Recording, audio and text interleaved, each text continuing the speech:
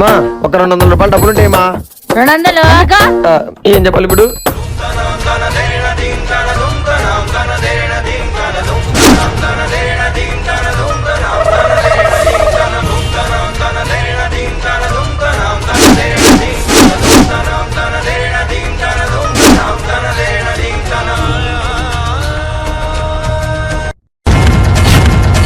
ఇదేంద్రా మందు బాటిలా?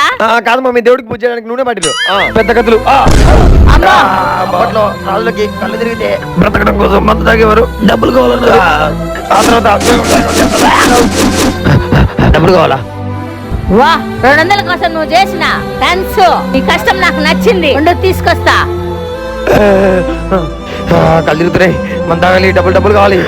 ఇదిగోరా నాన్న. Mummy 500 mummy. పర్లేదు తీసుకో. ప్రతిఫలం కష్టానికి తగ్గ ప్రతిఫలం.